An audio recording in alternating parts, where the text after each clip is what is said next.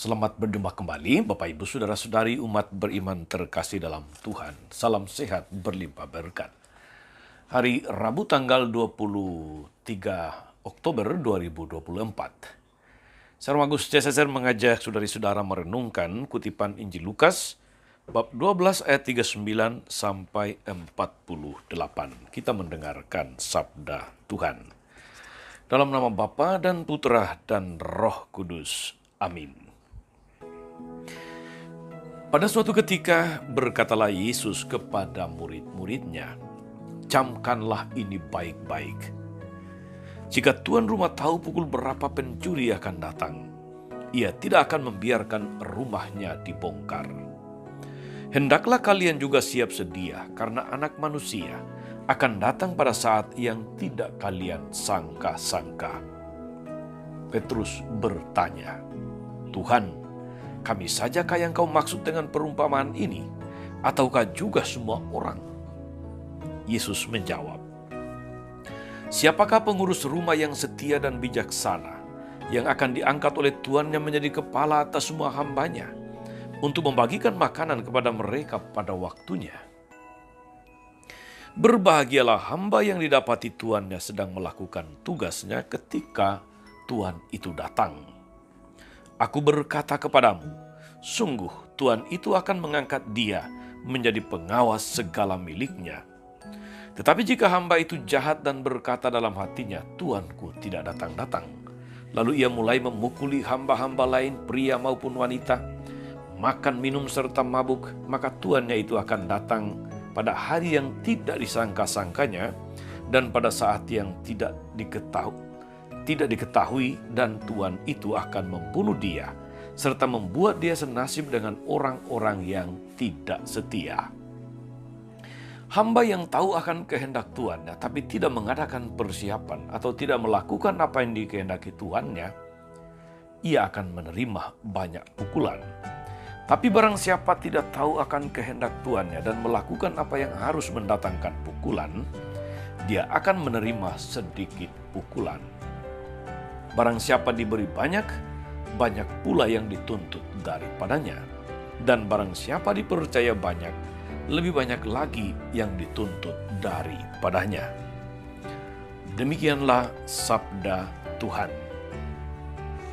Bapak Ibu, saudara-saudari umat beriman terkasih dalam Tuhan kita Yesus Kristus. Di beberapa tempat, beberapa paroki, ketika ada pemilihan ketua lingkungan, ketika ada pemilihan prodiakon,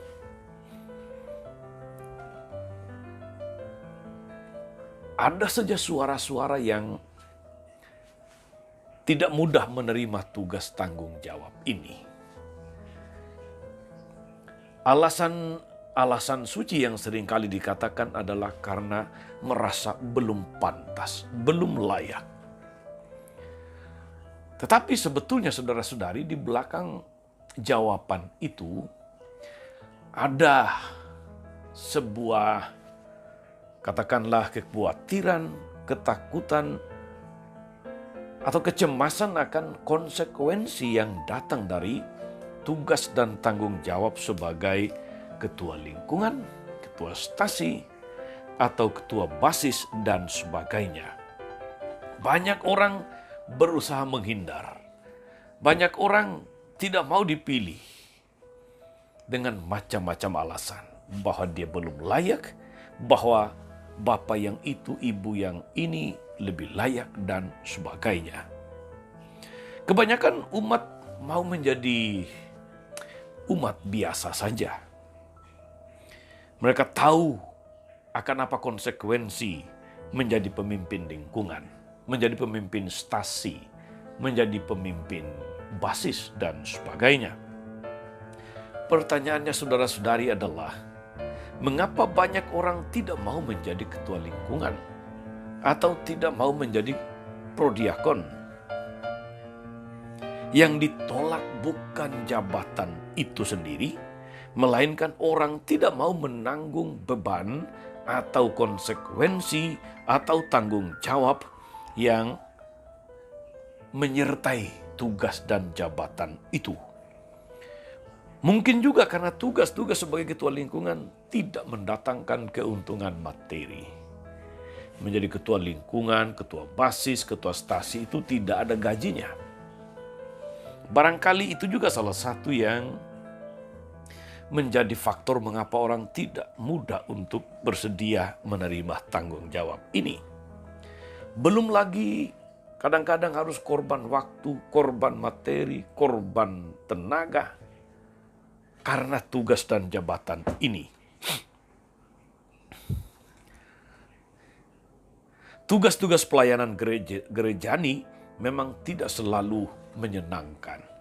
Memang tidak selalu bebas dari macam-macam tanggung jawab moral yang datang dari tugas itu. Semakin banyak orang mendapatkan kepercayaan berarti tuntutannya juga semakin berat, semakin banyak. Tanggung jawab seorang kepala sekolah berbeda dengan guru biasa, tentu saja.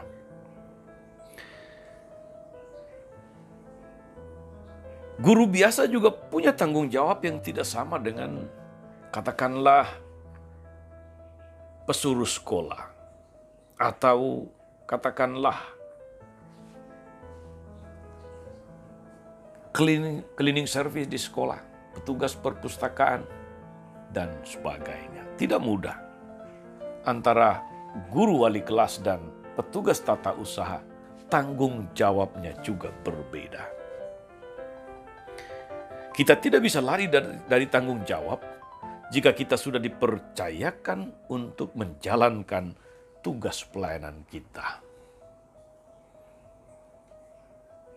Yesus katakan, atau Yesus meneguhkan kita dalam Injil hari ini, saudara-saudari, akan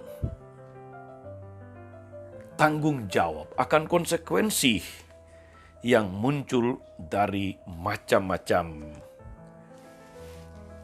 tugas, macam-macam jabatan, status, dan tanggung jawab.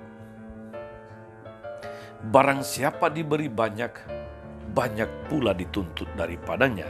Barang siapa dipercaya banyak, lebih banyak lagi yang dituntut daripadanya.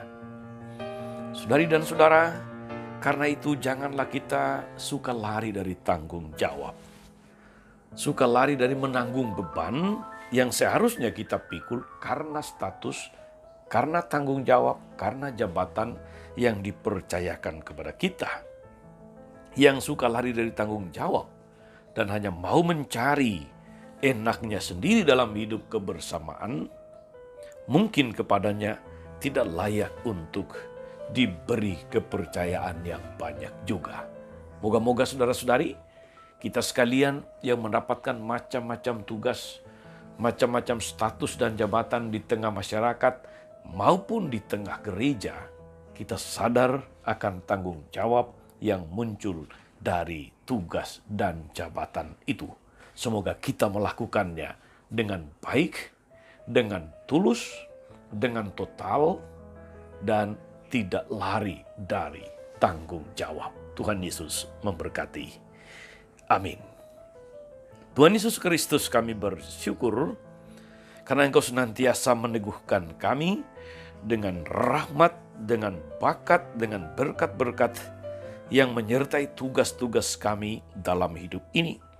Entah dalam tugas dan tanggung jawab, entah dalam status dan jabatan, kami semua dituntut untuk senantiasa melaksanakan tanggung jawab itu untuk menjadi berkat bagi banyak orang.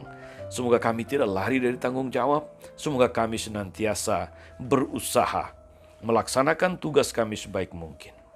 Dan boleh menjadi saksi kasih-Mu di tengah dunia. Kaulah Tuhan dan pengantara kami sepanjang segala masa. Amin. Saudari-saudara sekalian, berkat Allah turun atas saudara-saudari, atas mereka yang kita doakan atau kita janjikan doa. Mereka yang sakit dan menderita, segala rencana, karya dan pelayanan hari ini, Bapa dan Putra dan Roh Kudus. Amin. Tetap sehat, teruslah menjadi berkat. Jangan lupa like, subscribe, nyalakan lonceng notifikasinya. Salam 52, Tuhan memberkati.